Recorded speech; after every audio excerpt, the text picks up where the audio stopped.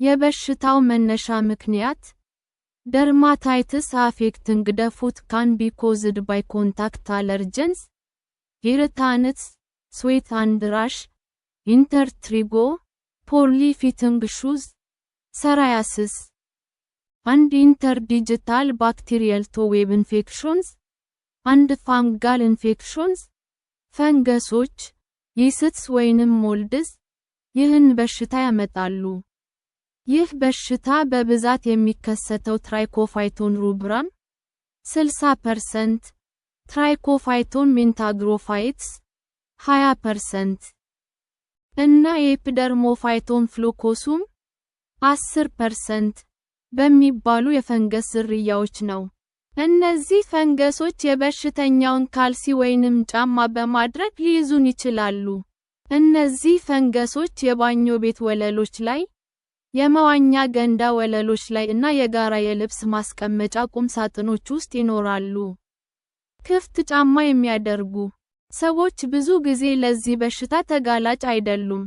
ሪስክ ፋክተርስ ለበሽታው ተጋላጭ የሆኑ ሰዎች፣ ወንዶች፣ ርጥበታማ ካልሲዎችን እና ጥብቅ ጫማዎችን የሚያደርጉ ሰዎች፣ ምንጣፍ፣ አንሶላ እና ጫማዎችን በጋራ የሚጠቀሙ ሰዎች፣ የህዝብ መገልገያ ቦታዎች አካባቢ፣ የመዋኛ ገንዳ አካባቢ፣ የጋራ ልብስ ማስቀመጫ ክፍል ውስጥ፣ የሳውና ባዝ አካባቢ፣ የህዝብ መገልገያ ባኞ ቤቶች አካባቢ በባዶ እግራቸው የሚንቀሳቀሱ ሰዎች ለዚህ በሽታ ተጋላጭ ናቸው።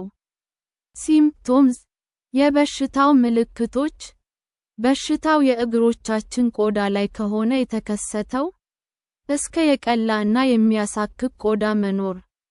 የእግሮቻችን ቆዳ የውስጥ እግራችን የእግሮቻችን ጣቶች መካከል መላጥ እና መሰነጣጠቅ። ደስ የማይል የእግር ሽታ ይኖራል። white and soggy skin, especially between the fourth and little toes. sore, fluid-filled, or weeping rash. A small spot like blisters on one or both feet. A dry scaly rash on the bottom and sides of the feet. በሽታው ጥፍራችን ላይ ሲሆን ጥፍራችን ይወፍራል። ቢጫ ወይንም ቡናማ መልክ ይኖረዋል። ትክክል ያልሆነ የጥፍር ቅርጽ ይኖረዋል። ጥፍራችን አያድግም። አነስተኛ ህመም ሊኖር ይችላል። እግሮቻችንን በእጆቻችን ስንነካ በሽታው ወደ እጆቻችን ሊተላለፍ ይችላል። በሽታው ወደ እግሮቻችን ጥፍሮች ሊተላለፍ ይችላል። በሽታው ወደ ብሽሽታችን ሊተላለፍ ይችላል። ዳያግኖሲስ አንድ ቴስት የበሽታው ምርመራ የጤና ታሪክን በመጠየቅና አካላዊ ምርመራ በማድረግ በሽታውን መለየት ይቻላል። ስኪን ሊዥን ፖታሲየም ሃይድሮክሳይድ KOH ኤግዛም የሚባለው የምርመራ ዘዴ ብዙውን ጊዜ ይህንን በሽታ ለመለየት የምንጠቀምበት የምርመራ ዘዴ ነው። በዚህ ዘዴ ሐኪሙ ከእግሮቻችን ላይ ፋቅ አድርጎ ናሙና ይወስድና ይህ ናሙና ላይ ፖታሲየም ሃይድሮክሳይድ KOH የሚባል ኬሚካል ይጨምርበታል። ኬሚካሉ ናሙና ውስጥ ያሉትን የሰውነታችንን ሴሎች ይገድላል። ፈንገሶቹን ግን መግደል አይችልም። ስለዚህም ይህንን በማይክሮስኮፕ በማየት ያልሞቱትን ፈንገሶች መለየት ይቻላል። የፋንጋል ካልቸር አዘጋጅቶ የበሽታውን መንስኤ ማወቅም ይቻላል።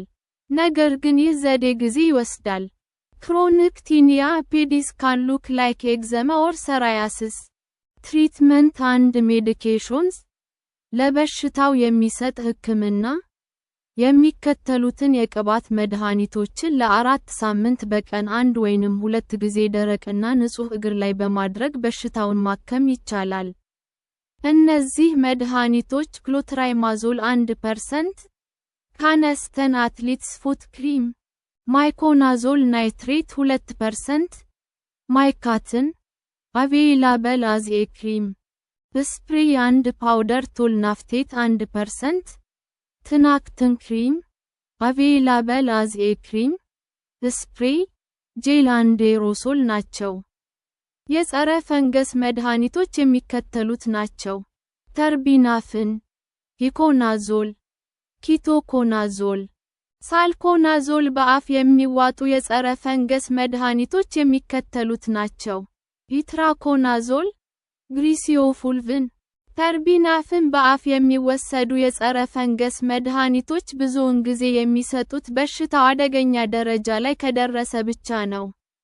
በተጨማሪም እነዚህ መድኃኒቶች ከ16 ዓመት በታች ለሆኑ ሰዎች አይሰጡም።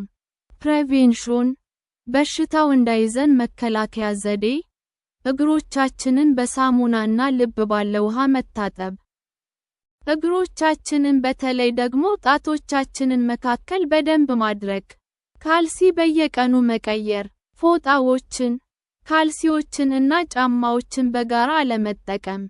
ጥብቅ የማያደርግ ወይንም ክፍት ጫማ መልበስ። ከተፈጥሮ ፋይበር የተሰሩ ጫማዎችን፣ እርጥበት እንዲተን የሚፈቅዱ፣ መልበስ። ውሃና አልኮል በያዘ ሰርጂካል ስፒሪትስ የእግሮቻችን ጣቶች መካከል ማራስና እንዲደርቅ ማድረግ። የሚሽት ከሆነ ሰርጂካል ስፒሪትስ አለመጠቀም። If you are applying cream for your skin infection or treatment to the nails, it is important to treat all your shoes or slippers with an antifungal powder or spray and wash socks well, preferably a hot wash. A number of different organisms can cause fungal infection, which can appear in varying levels of severity on the skin and nails. Footwear creates an ideal environment for fungal growth by keeping feet warm and trapping moisture between the toes. This fact, coupled with the use of communal facilities such as sports changing rooms, results in the effective spread of fungal infections.